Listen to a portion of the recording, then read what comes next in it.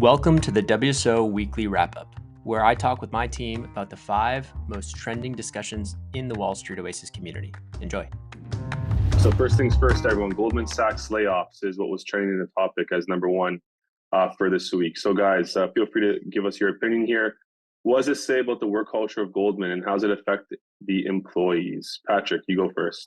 Yeah, I don't think this really has much to say about anything about the culture of Goldman. I know some people in the forums were pissed off because of the way people were let go. They actually, I think some of them went into lobby and their key cards weren't working is what I heard, which is kind of crazy. Nabil, have you ever seen that or heard anybody? Yeah, I mean, that's the usual stuff in finance, right? They just take you to your, they don't even take you to your desk sometimes. They just like, they'll take you to the office and they'll be like, yeah, you can get off now. I think they usually send I don't know. Yeah, the box and the escorted by security is pretty normal, but yeah. I don't know, Sarah, how do they do it in Lebanon? Did they kick you out right away? Plenty of layoff here. There's what? There's a lot of people laid off? Yeah. Do you know how they do it or no? They are doing well, actually. They're used to. They're used to it. Okay. Yeah. So I mean, we basically I think in the US, I remember in the great financial crisis, like Lehman, I think everyone just had to go in and get their stuff, but I don't think their key cards didn't work. So Goldman maybe could be a little more smooth around, like letting people know. Because that's pretty tough. I got some insider info here, Pat. I actually know someone from Goldman in NYC working on their sales and trading desk. And what they said happened last week was actually just a simple tap on the shoulder. They walk through the aisles there on the trading desk. And if you get tapped on the shoulder, that pretty much means you're one of the few that's going to be let go. So they tap you on the shoulder. They bring you into a boardroom with whatever it was, specifically on the S&T desk, maybe 50, 60 people. And then in one shot, kind of let them know. I think it's extremely organized the way they do this for the main thing around, not wanting to take any information with you as you're leaving, because naturally Goldman's laying off people. There may be some firms that are, looking at that and may want to poach some top talent there if they are still maybe in a hiring mode. So they want to make sure they really mitigate that risk. But yeah, from what I heard, it's simply just a tap on the shoulder, and then I'm pretty sure your heart sinks, and then you know what's coming next within the next. I think Goldman was in the same position as a lot of other banks. They overhired, and now they're kind of stuck in this position where the crazy deal flow in 2020, 2021. So now they're kind of cutting ranks, and I don't think it says much about the culture. I think it's a very commonplace. I think just people haven't lived through a recession in so many years that it's kind of like they forget. But it was very similar back in 2008 when I was still, I was around and got the grades to show for it. But speaking on that, actually, Pat mentioning that, a lot of the workforce hasn't really been around since or at least participated through a recession. Around like incoming analysts now, how do you think these incoming analysts are going to be affected by these layoffs? They're seeing these headlines, they're seeing it in the forums, us talking about it right now. What do you think that means for them in terms of their career development and them even just entering the workforce?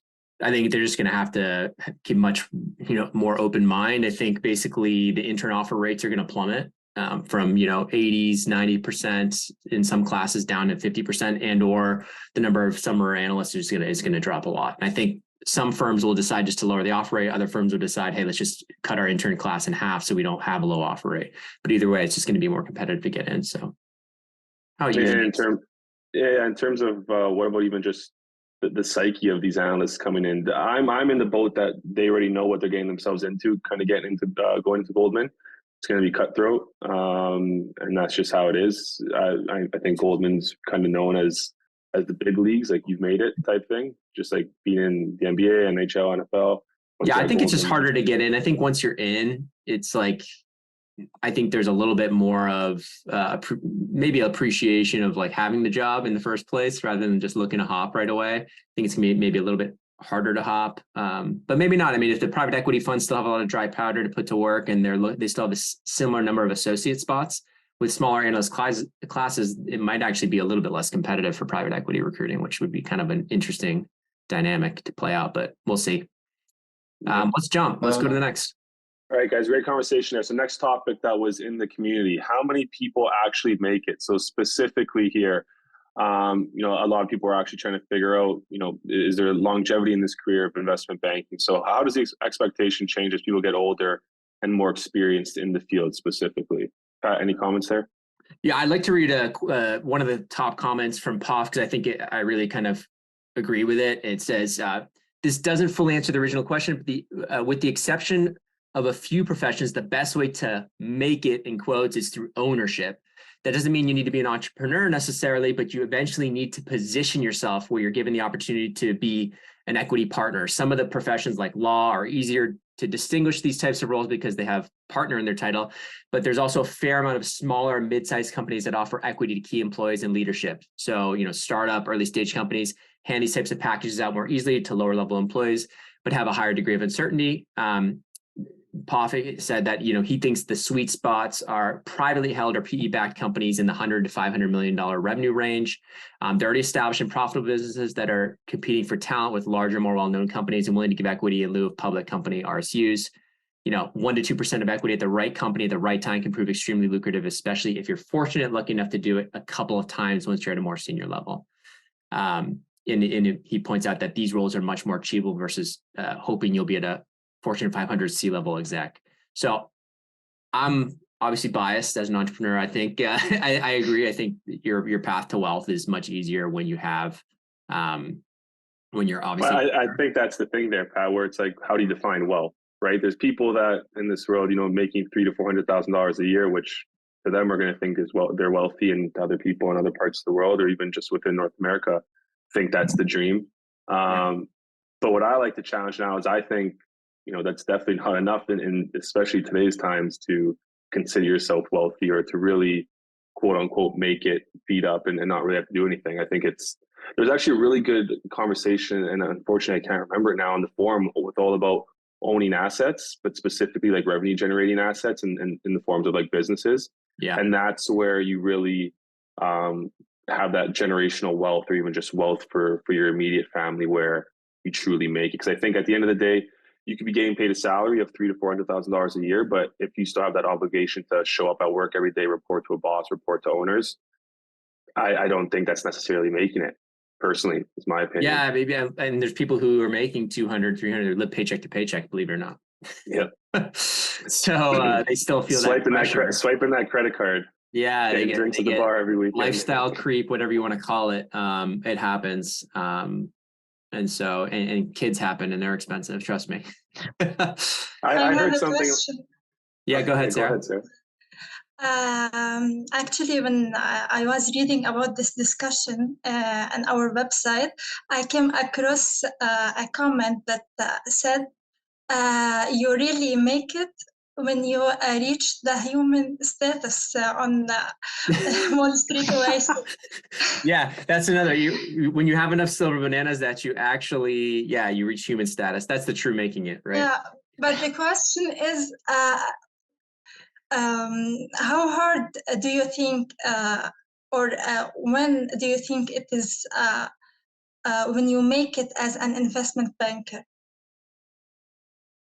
I think once you have your own clients, I think if you're an analyst, even an associate, even a VP level, until you're generating your own business and you're a revenue generating banker, I think you haven't really made it. Nabil's nodding. Do you agree, Nabil? Because then you can still be cut. You can still be let go in these layoffs. Perfect example. Like a lot of the mid-level are the people who are cut. They keep the cheap labor, the analyst level, and they keep the MDs who are generating. Yeah, but then like bouncing off what Matt was saying, like even if you're like a partner, you still have to run behind people getting those. It's not like a steady stream of revenue. You could be let go once you stop like bringing in that revenue. Yeah. So like you still have to put in like a lot of go on these meetings, fly across. Yeah, but then if you look at like some other like more passive investments, like then you don't have to like work as much. You don't have to worry about getting laid off. I 100% agree that banking is not the like end all be all of making it. And even as a stepping stone. Yeah, exactly. Stepping stone. Yeah, but even as an MD, like, I remember at Rothschild, my MD was probably bringing in $5 to $10 million a year, but did he ever see his kids? Probably not, because he was there at 4 a.m. telling me, to put a comma in footnote number 7 on page 248 of this book. Like, not exaggerating. Like, that's literally what it was. And so, when there's that much, there's not as much balance work-life. It's just really work. It's tough. Well, for anyone, I guess anyone that's probably curious here, anyone that's crazy enough to want to become an MD in investment banking and really sign away your life, how would you guys say you position yourselves within a firm to eventually get the opportunity to become an equity partner? Any thoughts on that? I think Learn. Yeah, learn, stack your skills, become indispensable, just bring value. I think revenue generating, cost cutting, whatever it is, I think that's always going to be attractive to an owner. But is there a worry, Pat, where, maybe an analyst or an associate's overstepping, trying to do too much? Maybe Yeah, you don't want to be a managing VPs. Yeah, you don't want to be a managing analyst. And I think that's where like not introspection, what's the word? A self-awareness, a good amount of self-awareness and knowing what you don't know is actually really valuable, because if you go in there being like, I know how to save, you're like at Goldman, you're like, let me just tell you how it's going to be. I know how to save operations. Or I've heard good things of having a mentor, but like a proper mentor, right? There's ways to go about having a proper mentor, not, blast, thousands of emails for for coffee chats. I think, there's the importance of having like a single mentor and treating that as almost like a proper relationship with that individual. And I've heard that pays dividends in personal life, but also career life specifically. For sure. Find the best person, really. Like find the best MD, just try to work with them, really. Yeah. Anyways, guys, great chat there. Yeah. Let's take a pivot here along the same lines, actually. I mean, talking about signing away your life. We know obviously MDs are not seeing their kids much as Pat mentioned based on his experience, but we're hearing some rumblings here that, as an analyst, A1, not being allowed to take vacations. Is that normal? Obviously, in the investment banking realm, it may seem normal. For anyone working as an accountant and audit, pretty normal. They're going to be holding their vacation cards close to them. But Nabil, you want to take this one first? What are your thoughts around not being allowed to take a vacation as an A1? I mean, that's the year when you're like trying to prove yourself. So honestly, I come from that field. So I'm like, that's what's expected, to be honest. And it's more competitive now. So like, what's that one thing that sets you apart? Is it like turning up to work day after day when your colleagues they want to take a vacation, or like, what are you doing extra? So it's just those extra hours you put in the early years that actually matter. Like, that's what carries you longer. But then is it healthy? Like, I don't know. Like, yeah, it's not healthy. Like, but then that's what's. But you know what? Nothing's healthy nowadays. Nothing.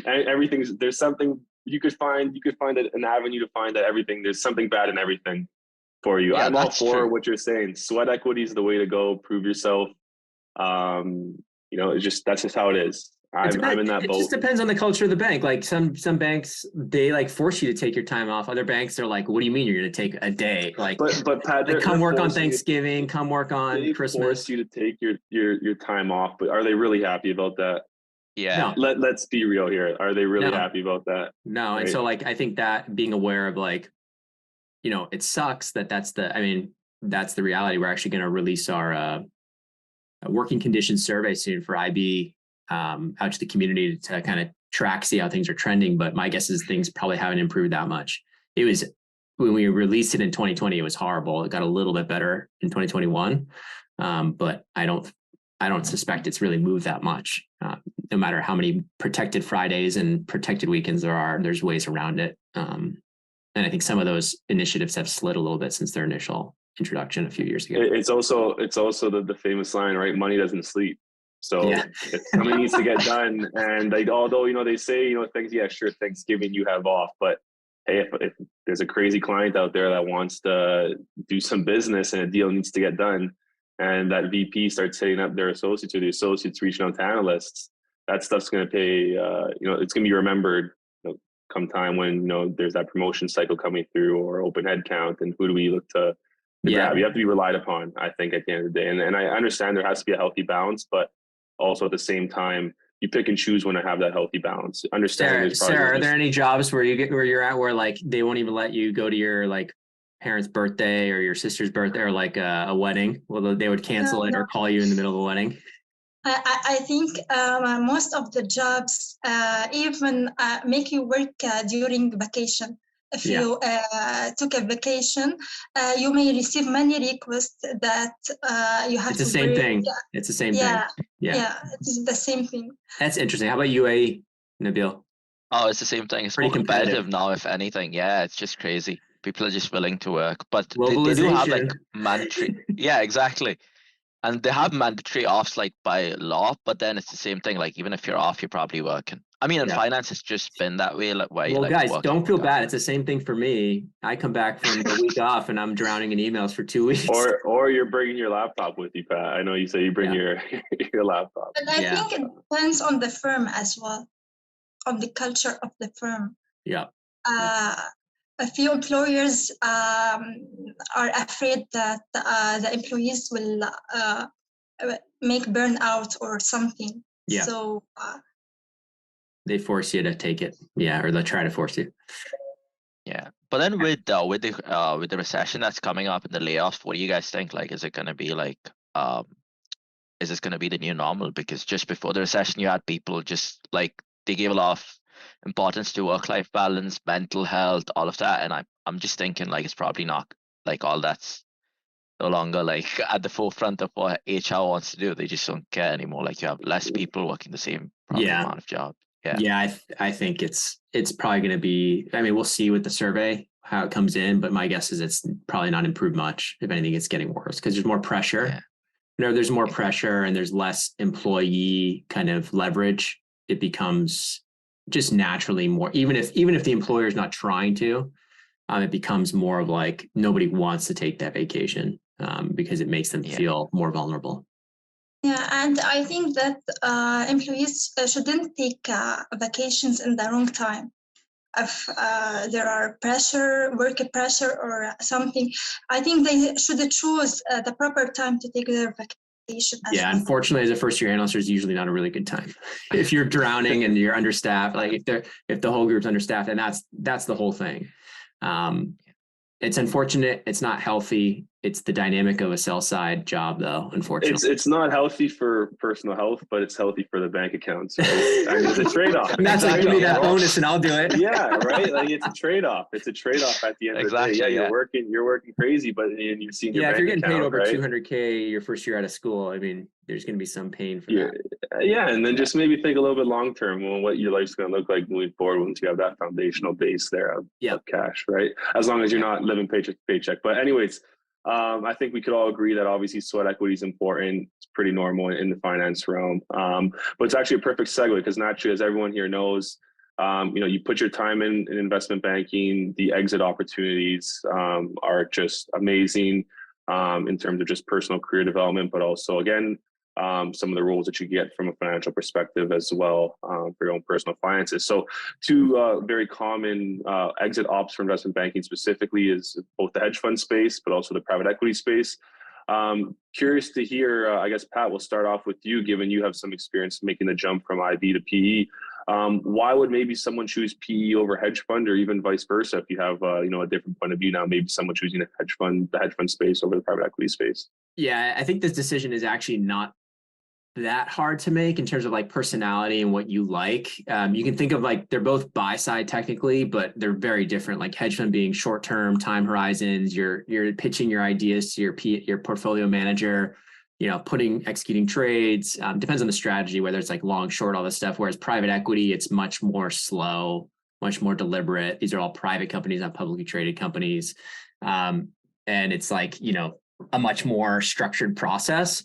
So hedge funds a little more cutthroat in the sense of like you're getting, your score every single day. Whereas private equity, it's a little bit more like, do you have the skill set to drive a deal and like, start a deal, close a deal, help kind of, do all the diligence, bring the whole process. Like, are you good at managing processes versus hedge funds? It's more like just pure kind of horsepower in terms of like, okay, what ideas can you generate and are they good? Are they good consistently? Would it be fair to assume hedge fund space, higher risk, bigger upside, private equity space, and again, risk could be defined various ways here, but still PE higher risk. But in terms of like the wheeling and dealing every day, the much higher risk, hedge fund much higher risk, and then at the top end of it, you get some crazy outsized rewards for people who are really good consistently. And so that's the hard part is like, do you want to bet on yourself that you can like beat the market consistently? Most people can't. Well, as Warren says, no one beats the market. Warren, Yeah. I remember there's that thing. Warren Buffett came out and But said, that's like blended. Like if you take a blended group of hedge funds there are funds that consistently do beat the market. He was challenging hedge funds and placing his own capital and saying, you know, in a bet format, saying, you know, but that was a basket. You won't beat the ETF, like an S&P 500 ETF, right? And he won. He crushed it. The ETFs won, and he said, "Well, yeah, exactly. Donate to a charity because he doesn't want anyone's money. He's got more than enough for himself." But yeah, I remember that was. But my point is, like, there are funds out there that do seem to have an edge. Yeah, Renaissance and all that, right? Yeah, like they're using both fundamental and algo kind of blended strategies, stuff like that. You know, SAC Capital for a long time with all the insider trading, I think had a good edge. Well, there's even, I don't know if anyone's been seeing, it came out on Netflix, I think about a week ago, the Bernie Madoff doc, which has been incredibly interesting. I haven't seen it yet. Is it good? Yeah, very good. Actually, very good. I'm on episode, there's 2 out of 4, so still very introductory, but man, just an absolute complete liar.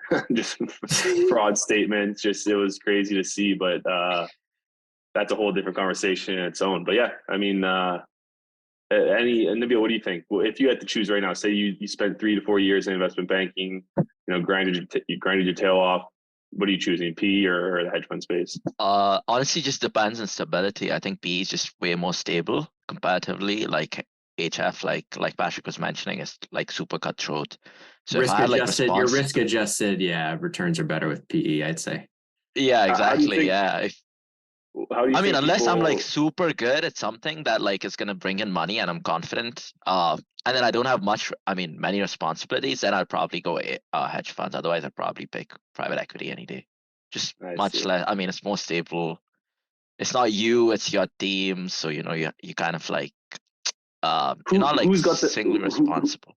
Who has the bigger ego though? Of someone that's an all-star hedge fund employee or fund manager, or you know, an all-star hedge fund.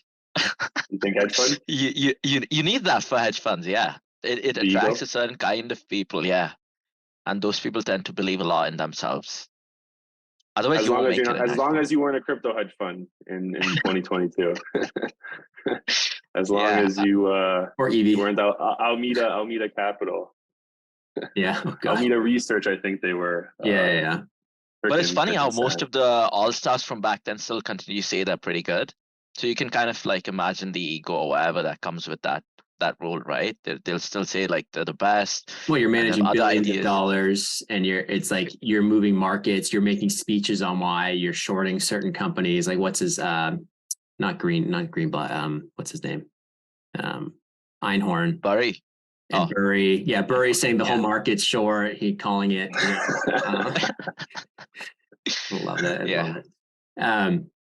But yeah, let's move on. Cool. Yeah. Last topic here, guys. So ridiculous buy side requests. So obviously, more so with the PE side of things here.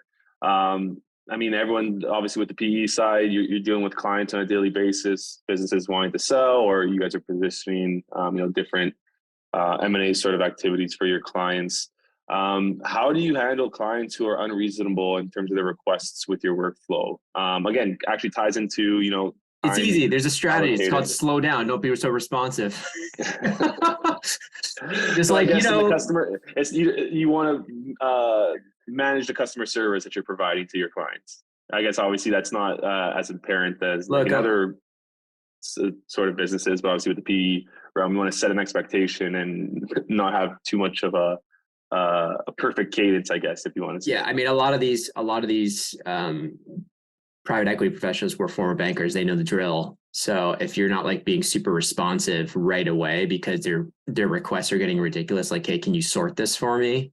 And it's something where like they could just open the Excel file and do it themselves. I think if you just don't jump right away, then it's okay.